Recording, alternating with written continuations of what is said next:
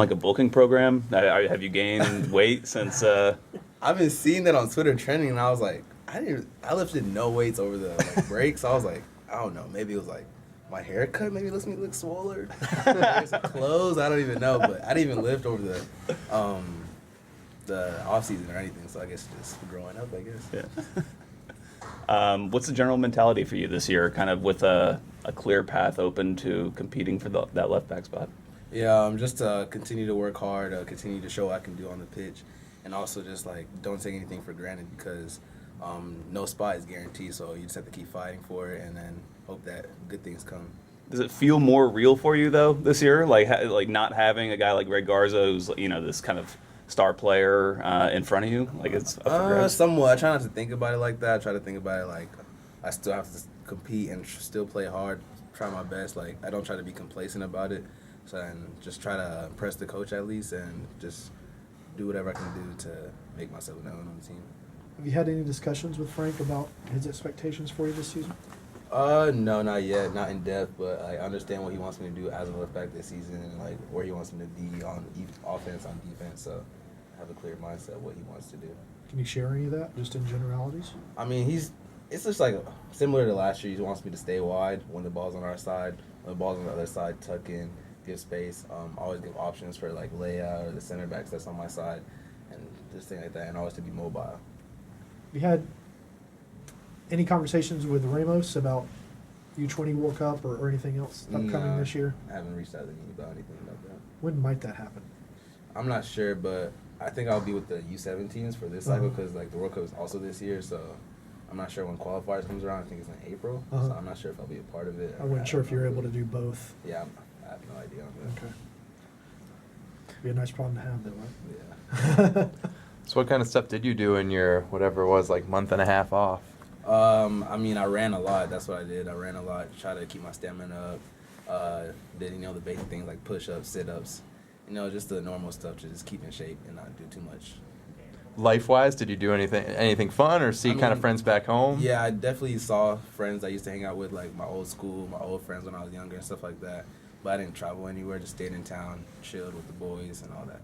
Was it different just talking to people? I mean, obviously, you've been a pro for a little while now, but having the chance to get the start, have a goal, win an MLS Cup, was it different hanging with friends, things you heard from friends and family? Oh, yeah, it's definitely different. You get a lot more attention, and when you're in public, people will come up to you and be like, "Are you George Bello?" And I thought that was like really cool to be able to do that and take pictures with them. So it was really cool to be able to be in that live that type of lifestyle. So yeah, I like it a lot. This will sound odd, but you've won an MLS Cup at age 16.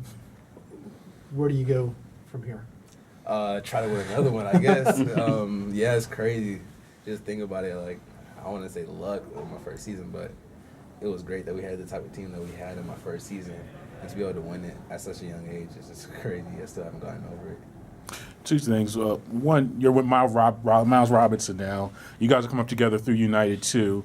And also on that, what's it like working with him? You guys are getting some first team action. And then also, let's talk about United too and how beneficial that's been for you, just with this development now being in the first team. Yeah, me and Miles, we've been with ATL2, as you said, and it's been great for us because it's still competitive level, and it's a place where you can get a lot of playing minutes as well and like show what you can actually do in a game type style. So it's really beneficial to all the young players like me, Miles, Andrew, Chris, Lagos, Patrick, all those people, because we can actually show what we can do and then get caught up with the first team whenever we need it, whenever we're needed. Patrick spent time in Charleston last year. How was it having everybody back from that first homegrown class all in the same locker room again? Yeah, it's been good. It's just like a little family reunion after a year. So, yeah, we're happy to have him back, and he's ready to show what he can do as well. And how is it for you training, now that you've got a guy like Breck Shea here, who's physically different than guys we've seen on this team in the past? I mean, anything you're learning from him in terms of physicality and even just his ability to play with the ball at his feet? Yeah, I've been watching him. He's very good technically. He's so tall, so he has that as well.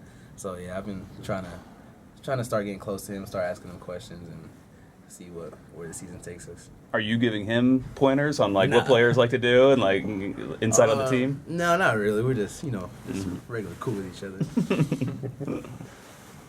Wait, I know you said you're not looking at like, oh, Greg's not here. It's my starting job. But like right when you heard that news, what was your reaction that he wouldn't be back? I was just like, wow. Like I wasn't expecting it at all, but I obviously texted him, told him that I really looked up to him and just keep in contact with me. But when I heard that, I was just surprised at it. But I looked at it as also an opportunity. But I still have to keep my mind focused and don't get complacent with it. Knowing that de Boer has played young guys in the past and helped develop young guys, some of the world's best players, does that give you any more confidence or any more motivation that, you know, if I work hard, I could get significant playing time this season? Yeah, it does, because obviously if he likes young players, there's a lot of young players on the team, so we're hoping that he'll probably give opportunities to us when we earn it, so we all know that we have to earn it as young players, and we'll know that he'll be able to give us the opportunities to show it. Time for a couple more. How big was it for you and some of the other younger players on the back line, like Miles, to have Parkhurst coming back for another year to kind of marshal that back line? Yeah, Parkhurst coming back was big because he's really a role model to all of us. He's always helpful on and off the field, so to have him back is really a great thing for all of us on the team.